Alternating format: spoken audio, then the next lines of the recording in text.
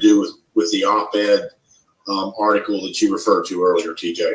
In fact, yeah, we have a link to that op-ed that Rodger issued last week on our site here, and you can take a look at that in full glory, I guess I should say there.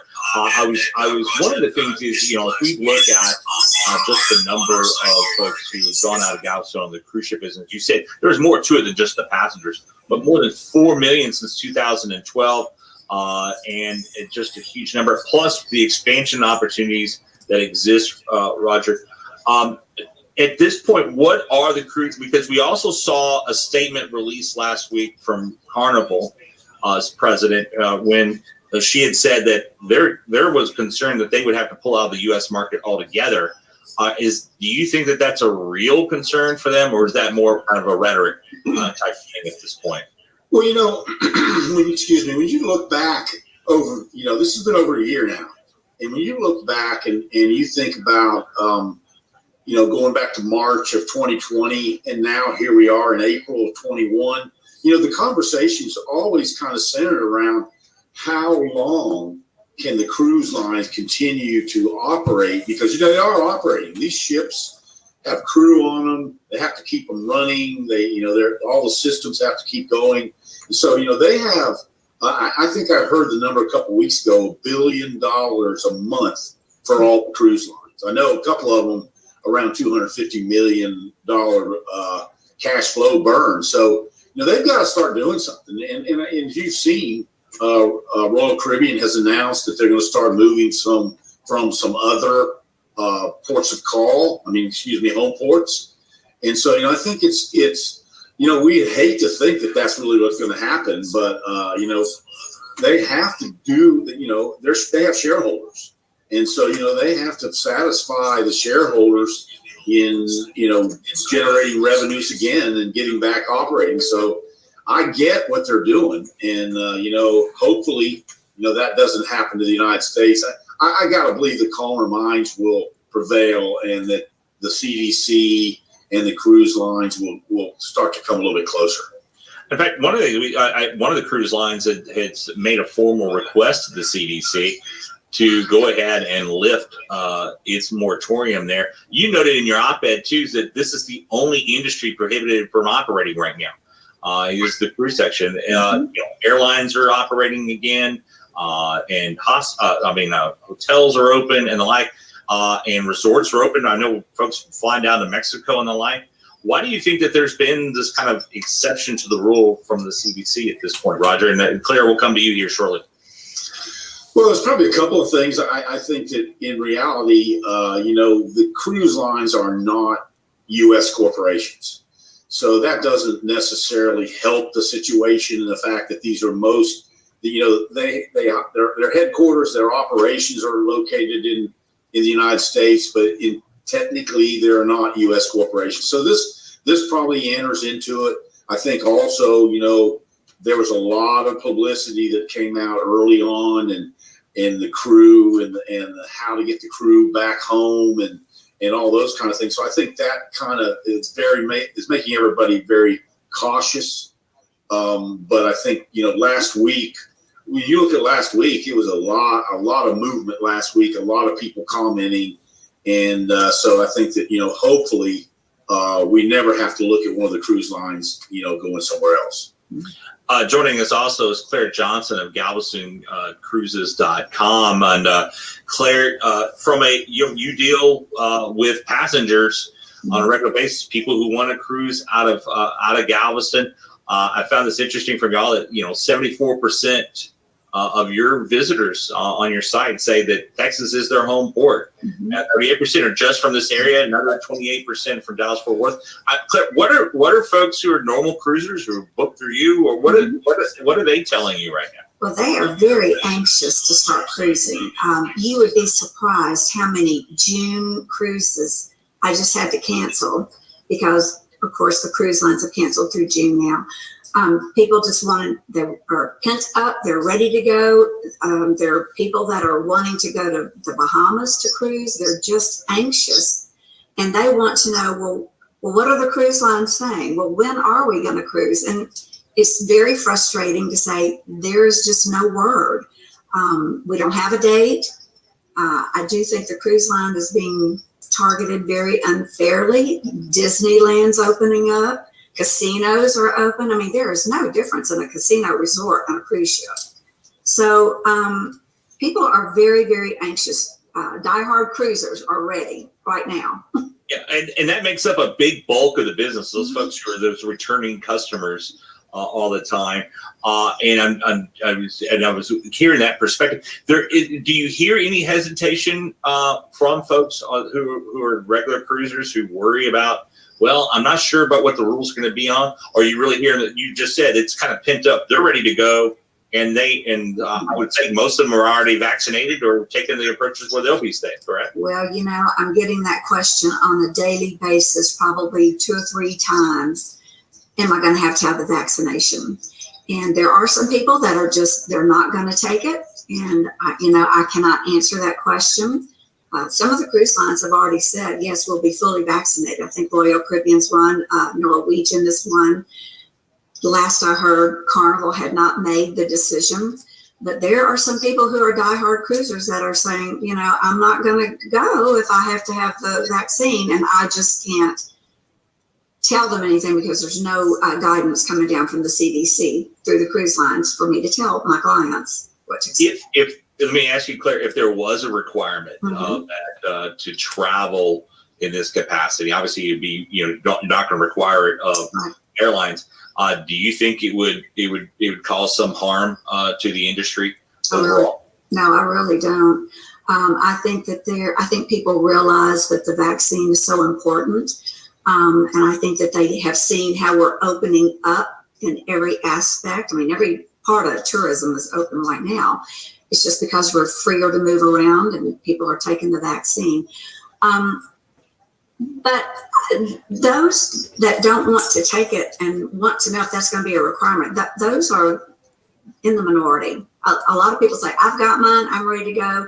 If they have a test cruise that comes out of Galveston, you call me. I'll be down at the pier and I'll be ready to go.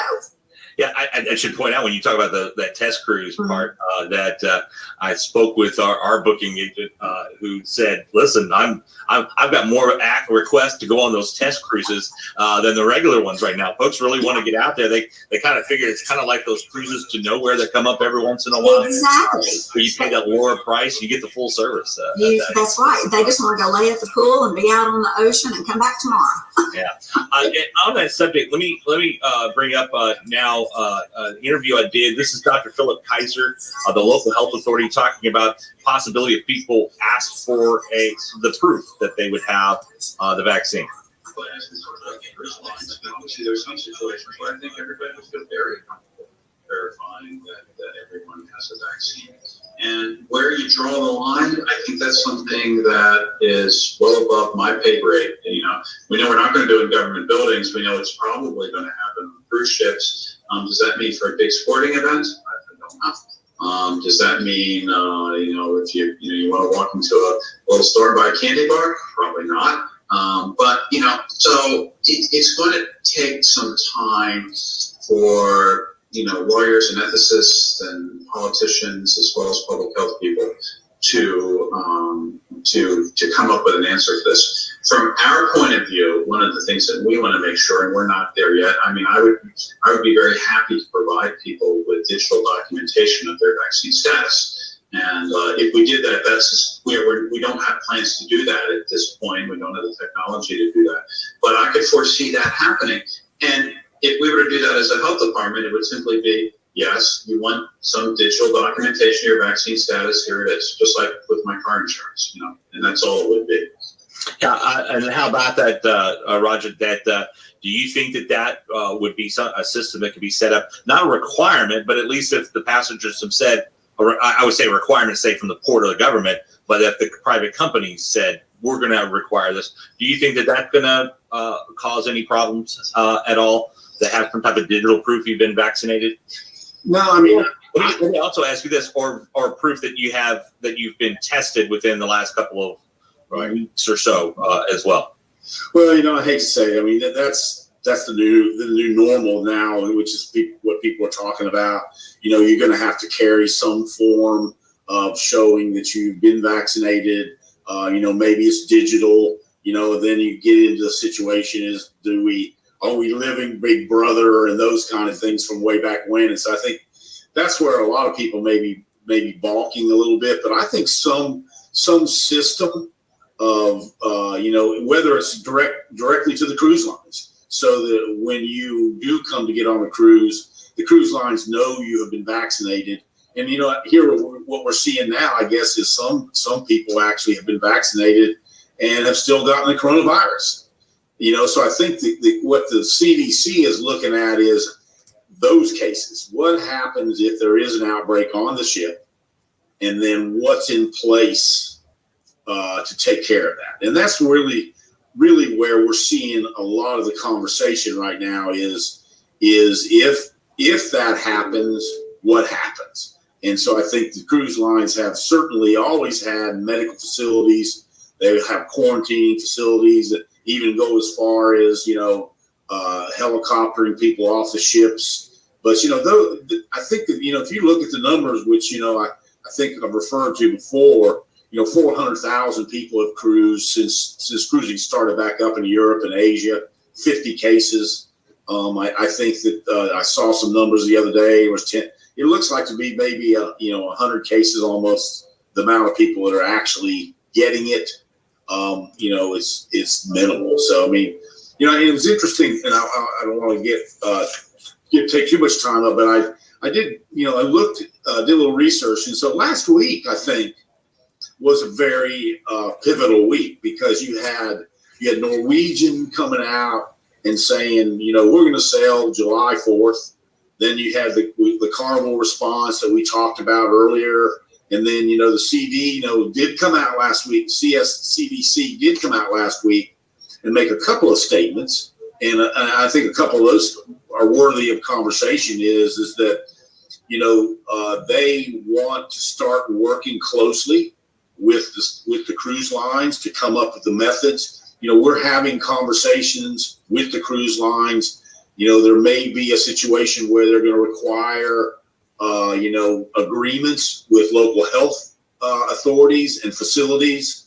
You're going to have to be able to provide a hotel situation in case there is a pandemic on a ship, if you can have that. But I mean, a large outbreak, then you would have to be able to move people off the ship and quarantine them.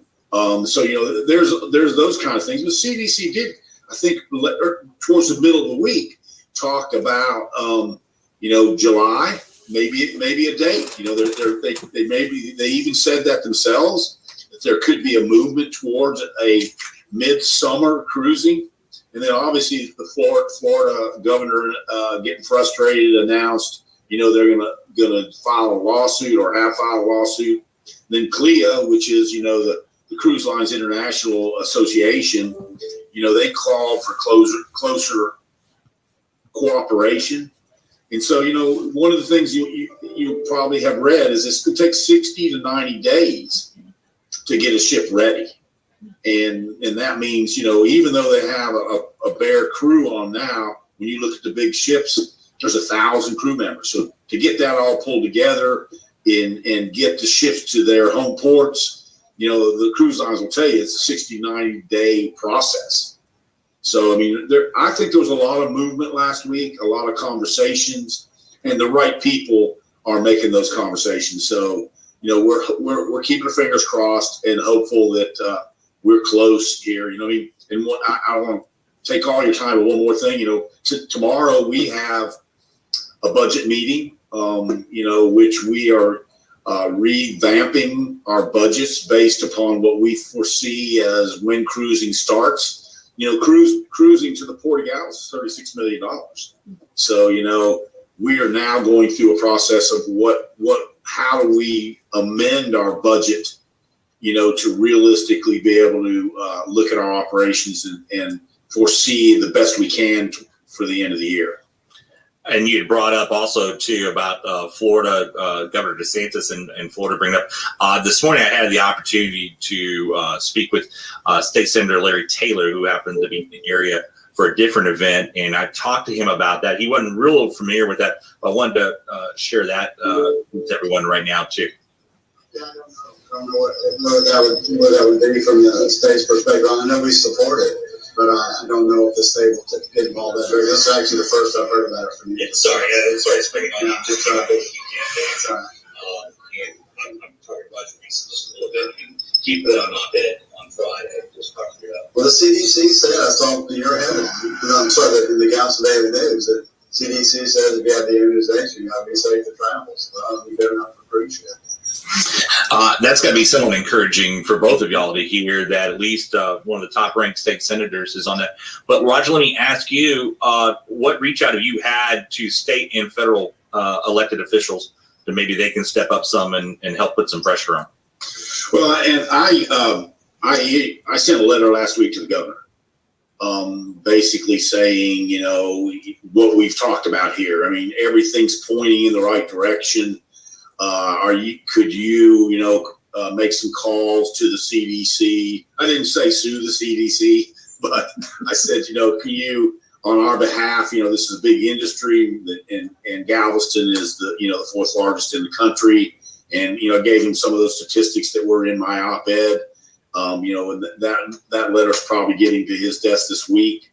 We've been having a series of calls with the cruise lines, and we had a call with Randy Weber 2 weeks ago with Clea, myself, representatives of the cruise lines, as well as Alan Robb with the ILA. We all got on that conversation and provided Randy. He's totally up to speed on this. He wants to help and is helping. I saw him last Thursday. We talked about it again. He said whatever he needs to do to, show that Texas is behind this. So, Randy is kind of, he's our representative here, and is on the transportation committee. And so, we are hopeful that he can put in some good words for us. We've had a series of conversations that the cruise lines, Royal Caribbean and Carnival both have hooked us up with legislators. Members of the CDC was on one call. So the outreach is there. We're outreaching and reaching from everywhere. So it's kind of we're ready. That's all I can say. I keep saying that, but yeah, any way you can, you want to get the word out. I get to that point. At least, Rodger, the last time you and I spoke, the good news was, at least on Royal Caribbean side of things, things are moving ahead with the new terminal that they had pledged there. So at least there's some movement still, that we're not hearing any pullouts somewhere. But when it does resume, do you see, because of the economic hit that these cruise lines have taken, that they may cut back on their schedules out of Galveston? Or are you thinking they may even just keep them or even increase them now, particularly as these future plans are out there? Oh yeah, I think they'll increase them mainly because, as Claire said, the demand that she's seeing, but also the fact it's an economic factor for them. They need to deploy their ships, and they may not be able to deploy all the ships that they have around the world, because I understand that Alaska it just may not work out that Alaska has a summer season this year, and that'll be devastating to Alaska. But then here again, you got to put those ships somewhere. So we believe that maybe we'll at least have what we've scheduled. We're constantly getting schedule changes, but no reductions and those kind of things. So I think that there is a possibility. We have had inquiries from cruise lines that are not calling on Galveston right now about the potential, especially after the new cruise terminal is completed. Yeah, so that's important. Claire, let me ask you, you've been talking with those passengers that have been asking questions. Obviously, you don't have as many answers as you would like for them. How how are they into this of maybe putting some pressure on to elected officials as well? Are they asking for that information of you as well? Well, we're trying to share that information with them. And of course, CLIA has been very strong in trying to get everybody to contact their congressmen and senators. And they've made it a very easy link to do that. So I'm just hoping that, not just for Texas, but all over the United States, people who are frustrated and pent up and want to cruise, that they're contacting their own senators, congresses. Let me just say this. I'm really encouraged when we do start cruising, because if you look at Galveston, we are dead center in the middle of the Gulf Coast. And everybody to the west of us, all the way to California, they don't have any place else to go cruise right now, except I've heard Galveston and Florida. So I think that's very encouraging. And I think that we just got to get somebody to take that first step and get us out there cruising. Gotcha. Claire Johnson from GalvestonCruises.com, Rodger Rees from the Port of Galveston. Thank y'all both for being on with us here today and talking. It's an important subject, no doubt, for this economy in this area, but also obviously for folks who just want to enjoy themselves. That's the big thing. I know we hung out with some friends we have actually not, or say personally, have not seen in person for a year because of COVID-19. We all were concerned about. First time we all got together, and when we travel, it is, cruise ships or something like that. And it was the first line out of everyone's mouth. And I said, all right, we need to start planning a trip. And I think we're not the only ones out there. Right. Any final thoughts, Claire, before we wrap up here today? I'm just very hopeful. I'm the eternal optimist, and I think that we're going to start cruising sooner than you think. I'm looking for that July, especially summer, but July start. And Rodger, you brought up, 69. One of the things is we have to remember is that on cruise ships, that's a very international staff that's on there. And those who maybe not out there because there's not many cruises coming out are probably spread out around the globe. And getting those folks back to work it's not as simple as, hey, come on, drive down here and get to work, is it? No, it's not, because logistically, we went through this when the cruise voluntarily stopped. The crew that were still on these ships, the logistics of getting them off those ships, and Galveston probably unloaded about 500 crew, and they dispersed all around. Out of Houston, they flew out of New Orleans, they flew out of wherever they could get the best deals and the availability of the ships. Of the planes to get them back home. So I think that that's a difficult situation. And then I hear again, I think the demand is there. There's no doubt about it. I think that Michael Bailey on one of our Zoom calls who's the president of Royal Caribbean, indicated they talked about test cruises, that 250,000 people that were ready that wanted to get on those test cruises. Yeah. So, it's there and people love to cruise, and, and like Claire, I can't go anywhere in Galveston without somebody saying, when is it going to start? So. Yeah, it's the one thing I said I thought I never would have noticed it before, but now it is odd to drive into Galveston, particularly if you go along the harbor side or heading toward downtown, and you don't see a cruise ship towering above the city's skyline there. That's just, it's odd now not to see that on a regular basis. It's a beautiful sight. I keep looking. I can look out and see the port right there, and there's no ships out there. Yeah. But I do find, while we talk about cruises here, right? The port's been doing pretty good. You've been able to pick up some other business during this time, as you told me. Yeah, we have, and that's a tribute to our staff. We've been able to keep everybody employed, and that was a really big thing for me once we started. Once all this stuff came down, I didn't want to put a lot of people on the street. We've been able to do that. I will say that the ship services companies, the stevedores, and certainly the ILA is all raring to go. To get back to work. Gotcha. Rodger Rees, the director of the Port of Galveston, Claire Johnson from GalvestonCruises.com. Thank y'all both for coming on with us here today on an important subject for our area, and we'll have some good news from you guys, and we're looking forward to when that first cruise ship disembarks, and hopefully like 3 or 4 the same day, and we can all be down there and broadcast that live. So thank y'all both for being on with us. Thank you. Thank you. We'll Have a good continue day. covering this all here on I-45 Now. I'm TJ.